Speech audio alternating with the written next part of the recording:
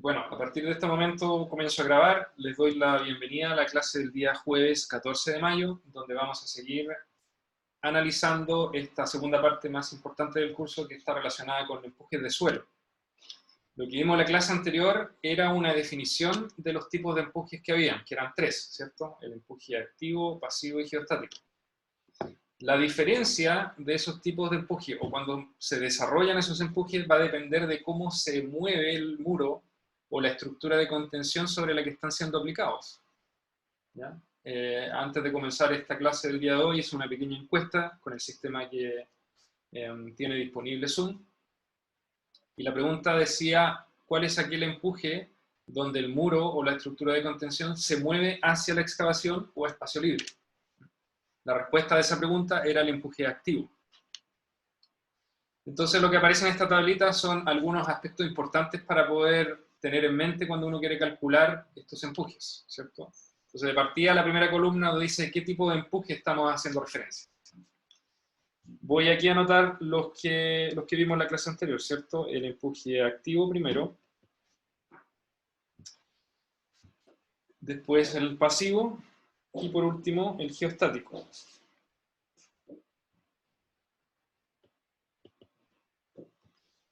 Para cada uno de esos empujes, nosotros vimos que los esfuerzos verticales que nos interesan se calculan de la misma manera. Se calculan como el peso específico del suelo, que está sobre a cada nivel de profundidad, ¿cierto? Por la profundidad a la cual esté el punto de interés, ¿cierto? Todos se calculan de la misma manera, gamma por z. Esto que estoy haciendo acá considera que todo el suelo que se está conteniendo, o el suelo de relleno, que también se le llama, es uniforme, tiene características uniformes. Más adelante ustedes van a ver ejemplos donde aparecen capas de suelo de distinto peso específico. Pero para hacer las cosas simples, ahora en esta etapa que estamos recién aprendiendo esto, lo vamos a considerar como un suelo uniforme.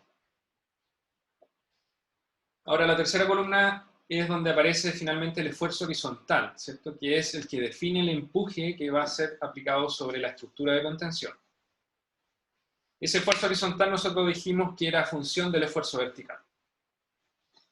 El caso del empuje activo, por ejemplo, va a ser que el sigma HA, que lo llamamos, es K sub A por sigma B menos 2C raíz de K sub A. Donde K sub A se define como 1 menos seno de phi dividido por 1 más seno de phi. ¿Sí? En otras palabras, es el inverso de 1, es el inverso de n phi, que era un valor que nosotros habíamos encontrado cuando definíamos la relación entre la envolvente de falla, o más bien el criterio de falla de Mohr-Coulomb, y los esfuerzos principales de un ensayo triaxial. ¿Sí? Ese era el NFI. El NFI es 1 más seno de phi partido por 1 menos seno de phi. El coeficiente de empuje activo K sub A es el inverso de eso. ¿Ya? Entonces, de esa manera uno puede determinar el empuje activo. ¿Cómo se determinaba eso? A partir de un análisis de tensiones, donde uno identificaba el esfuerzo vertical sobre una estructura de contención, perdón, sobre un elemento de suelo que estaba aledaño a una estructura de contención, y utilizando los círculos de Mohr y la envolvente de falla, éramos capaces de determinar cuál era el esfuerzo horizontal mínimo que el suelo era capaz de sostener antes de fallar. Esa era la forma de poder determinar analíticamente ese valor. En el caso del empuje pasivo, nosotros también encontramos una expresión, más bien yo ¿cómo se llama? Se la expliqué.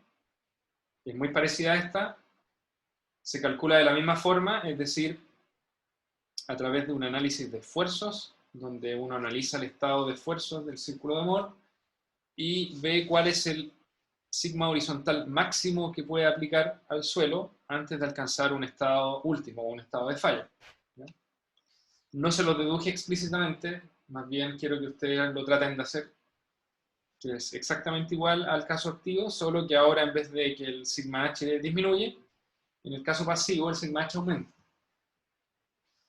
Si uno hace esa deducción, va a poder llegar a la conclusión de que el sigma HP es K sub P por sigma B más 2C raíz de Kp, donde Kp es igual a n phi, es decir, 1 más seno de phi dividido por 1 menos seno de phi. ¿Ya?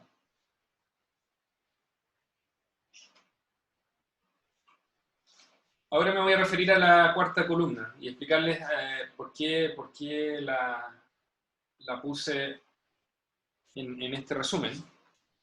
Y es porque yo acabo de explicar que tanto el empuje activo como el pasivo, los esfuerzos horizontales, salen de una teoría, y yo la llamo la teoría de Rankine. No, más bien se llama la teoría de Rankine, ¿no? Y es una teoría que lo que hace es precisamente analizar cuál es el estado de esfuerzo que está siendo aplicado sobre el suelo detrás de una estructura de contención. Entonces es un método de deducción teórico, ¿cierto? Entonces le vamos a llamar método de Rankine, que tiene la característica de ser teórico. ¿Sí? Ambos métodos, tanto el pasivo como el activo, son el mismo método.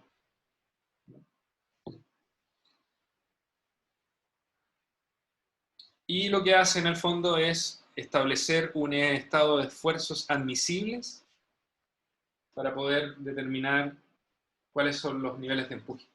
Entonces eso está basado en estados de esfuerzos admisibles. Lo importante de esto, en el fondo, que quiero que se queden, es que uno lo calcula teóricamente a partir del círculo de Moore y la envolvente de falla. Eso básicamente. O sea, un análisis netamente de esfuerzos.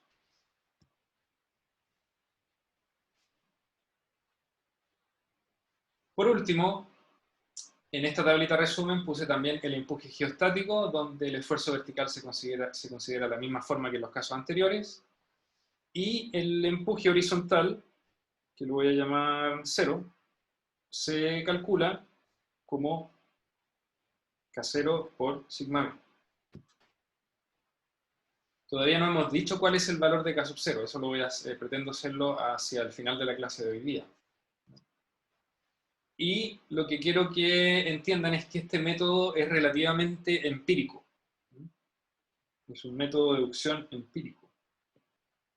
¿Qué quiere decir empírico? Que está calculado a partir de mediciones en la práctica. No tiene una base teórica detrás. A diferencia de los otros dos, el caso activo y pasivo, en que Rankine utilizó. Rankine no sé si fue un académico, un ingeniero, que en el siglo XIX estableció esta teoría para poder analizar empuje, ¿no?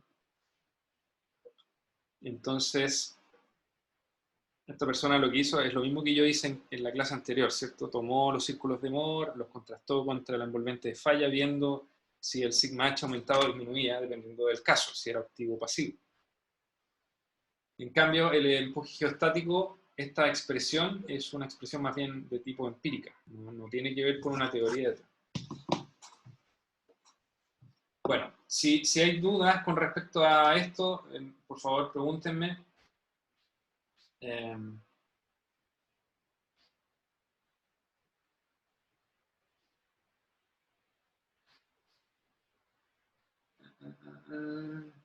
Por favor me preguntan.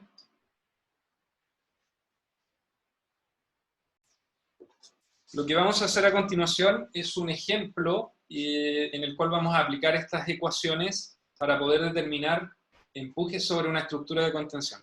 La estructura de contención en este dibujo que acabo de hacer es este bloque achurado, ¿cierto? Eso imagínenselo como un muro de hormigón, por ejemplo. ¿Ya? Ese muro, fíjense que tiene en la parte izquierda una pequeña parte de suelo que está haciendo las veces de reacción para que esto pueda soportar. No se preocupen tanto de la estabilidad de la estructura, sino que más bien preocúpense ahora de cómo vamos a definir los empujes que están siendo aplicados desde el suelo de la derecha hacia la estructura de contención misma.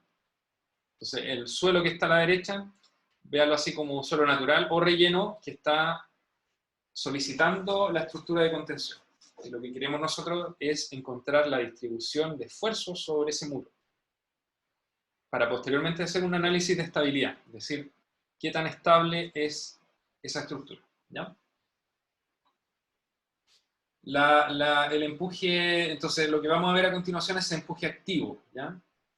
El empuje activo lo que supone es que esta estructura, producto del empuje del suelo, se mueve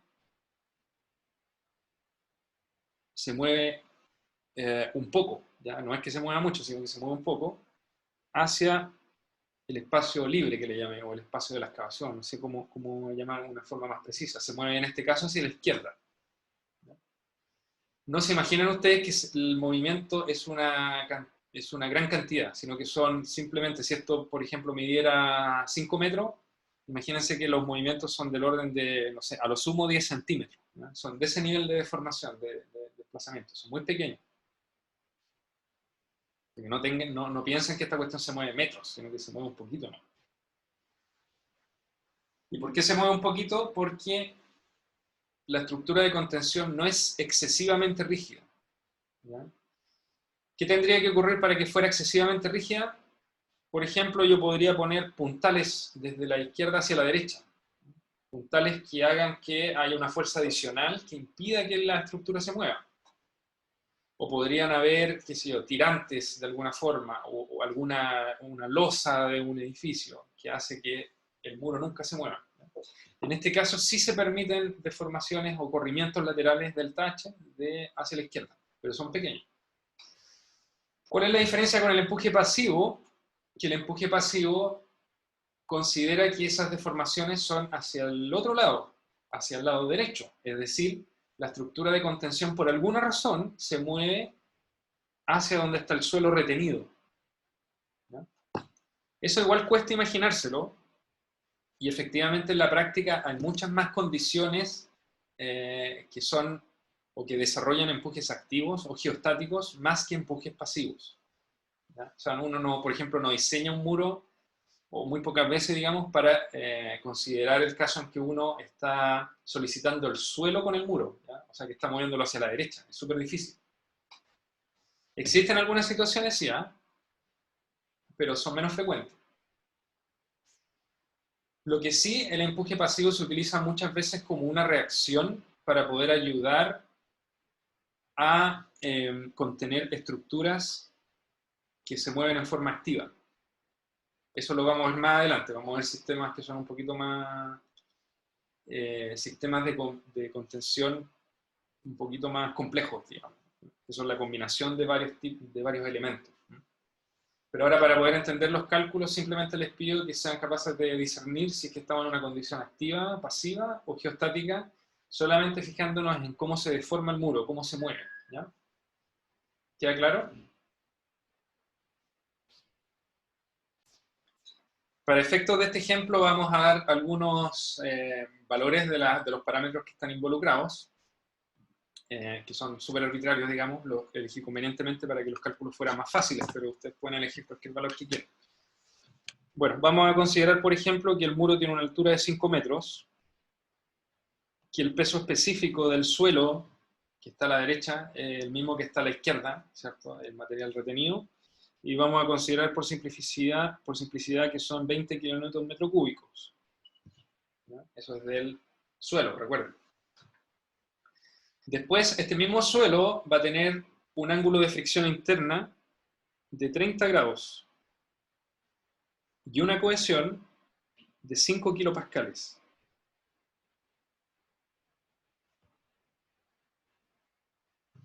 ¿Ya? Entonces, todos estos parámetros de acá son parámetros del suelo. porque son esos parámetros los que van a condicionar las fórmulas que vamos a utilizar para calcular los empujes. Entonces, como estamos en una condición activa, recuerden que la ecuación que tenemos que usar es sigma HA es igual a sigma B por K sub A menos 2C raíz de K sub A. Entonces, el primer parámetro que debemos determinar para poder evaluar esta ecuación es el K sub A. Entonces, aquí abajito voy a evaluar el K sub A, que es 1 menos seno de phi partido por 1 más seno de phi. Yo elegí 30 grados porque el seno de 30 grados es 0,5. Entonces 1 menos 0,5 es 0,5, es decir, un medio. Partido por 1 más 0,5, 1,5 es 3 medios, ¿cierto?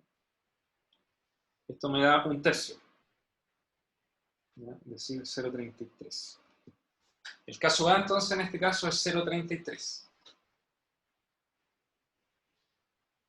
Lo que dijimos también en la clase anterior era que este empuje horizontal está compuesto de dos variables. Una variable que crece linealmente en profundidad, que es el primer término del lado de la mano derecha, y un término constante que es 2c raíz de K sub A.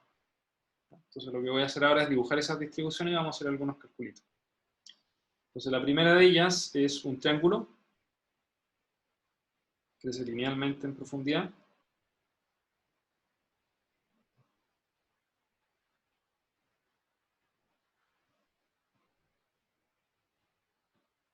¿Sí? Entonces este tiene la ecuación sigma b por K sub A. Y nosotros sabemos que la altura de esos 5 metros, y para poder establecer completamente ese triángulo lo que necesitamos es su base, ¿ya? La base en este caso va a tener un empuje que es sigma b evaluado a z igual 5 metros por K sub A.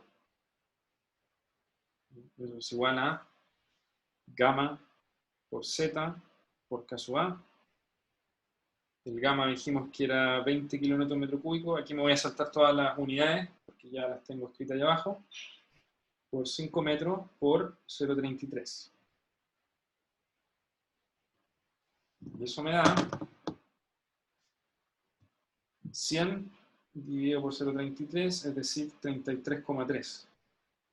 ¿Ya?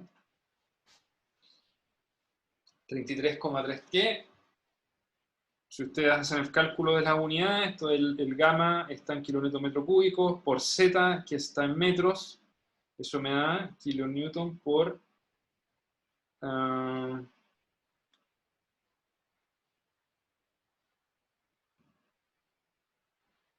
kilonewton por metro cuadrado. Eso es, claro, ese esfuerzo, está bien. Entonces estos son kilopascales.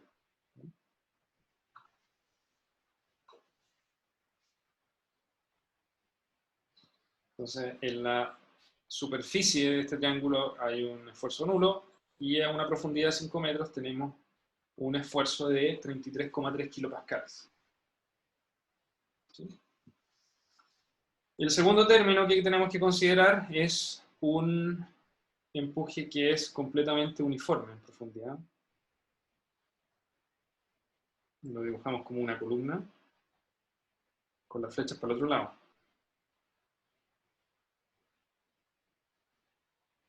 ¿Por qué la flecha hacia el otro lado? Porque estamos restándole ese esfuerzo.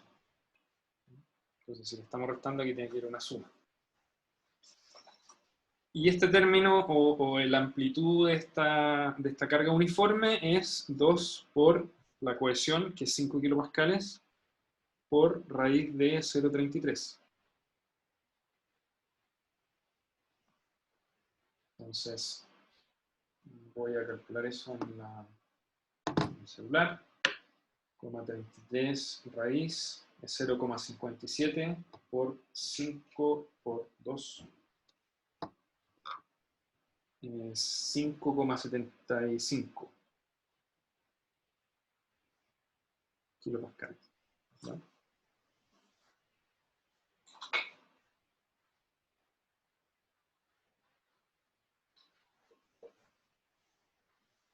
Entonces, si yo quisiera sumar ambas componentes, lo que tendría es,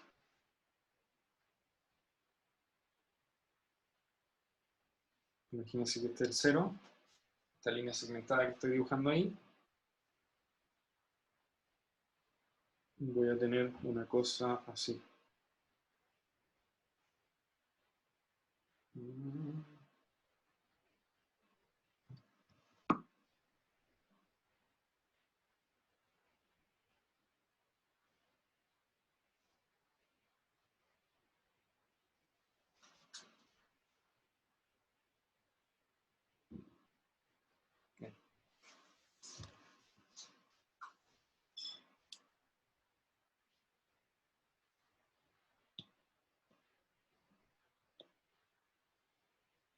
Vamos a correr el bolito. Ya. Entonces, lo que tenemos ahí es, lo más a la derecha, ¿cierto? Es la distribución de esfuerzo que nos queda de sumar ambas cantidades. Pero mismo que restarla, digamos, con una dirección contraria. Entonces, primero que todo, tenemos que acá arriba, esto de acá, vale 5,75.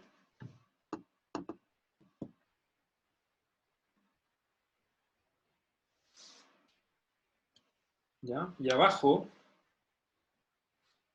eso debería ser 33,3 menos 5,75, ¿cierto?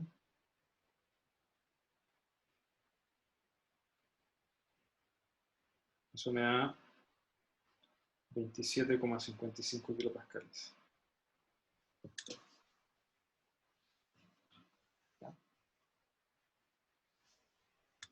Entonces, esa distribución es la que ahora uno utiliza como resultante para poder hacer los cálculos de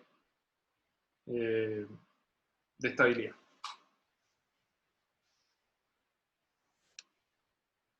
Fíjense ahora que si nosotros quisiéramos llevar eso a fuerza, tendríamos que integrar esta distribución, ¿ya?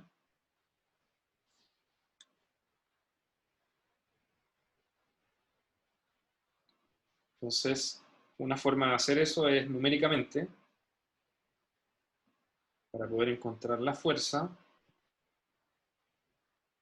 uno necesitaría integrar el sigma HA desde 0 a H por dz, ¿cierto? Entonces eso sería igual a sigma B por K sub A por dz menos la integral de 0 a H de 2C raíz de K sub A por dz. Eso es igual a K sub A por gamma por z de z menos 2C raíz de K sub A por la integral de 0 a H de z. ¿Sí? Esto de acá es z cuadrado medios, ¿cierto? Evaluado en h es h cuadrado medios. Evaluado en 0 es 0. Esto de acá es simplemente h. Entonces la fuerza es igual a K sub A, o más bien 1 medio,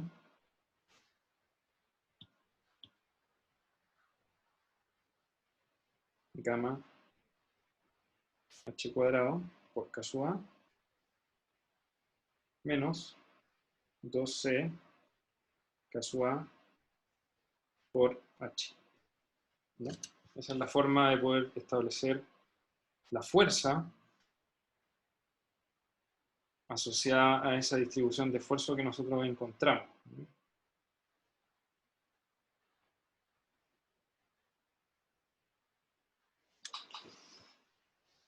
Entonces, si uno quisiera evaluar directamente la fuerza, lo que tiene que hacer es reemplazar los valores acá. Es decir, la fuerza va a ser 1 medio de 20 por 5 al cuadrado por 0,33 menos 2 por 5 por raíz de 0,33 por 5. ¿Ya? Voy a hablar eso rápidamente. 25 por 0,33 por 10. Este término de acá me da 82,5. Y este término de acá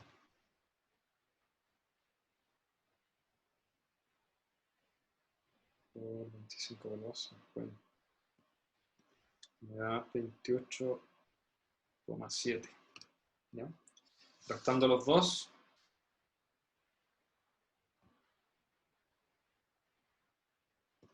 me da una fuerza de 53,8.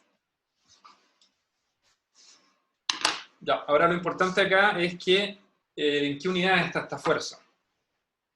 Entonces, para poder determinar las unidades, lo que yo tengo que hacer es pescar cualquiera de los dos términos y empezar a desarrollarlo, ¿cierto? Entonces, si tomamos el primer término de esta ecuación, que es 1 medio gamma h cuadrado por k sub a, me voy a dar cuenta que el gamma está en kilonewton por metro cúbico. ¿Cierto? El h cuadrado va a estar el h va a estar en metros, por tanto el h cuadrado va a estar en metros cuadrados. Y el k sub a es adimensional. Entonces, si yo simplifico esto, me va a quedar en kilonewton por metro. Si hiciera lo mismo con el segundo término de esa ecuación, voy a encontrar exactamente lo mismo.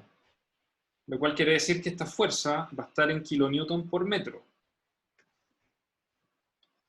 ¿Por qué entonces una fuerza está en unidades de kilonewton dividido en metro? La respuesta es porque este análisis considera que el muro que está acá en esta imagen se repite desde más infinito saliendo de la pizarra y hasta menos infinito entrando a la pizarra. ¿Ya? Entonces, lo que nosotros siempre consideramos, siempre encontramos cuando calculamos esta fuerza resultante es una fuerza por unidad de longitud. ¿No? Entonces, esta fuerza resultante siempre va a ser una fuerza por unidad de longitud.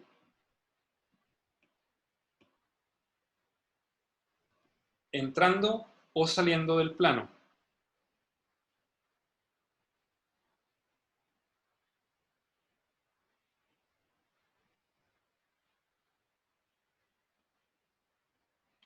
En otras palabras, eso significa que este muro que yo estoy dibujando acá es una sección transversal representativa.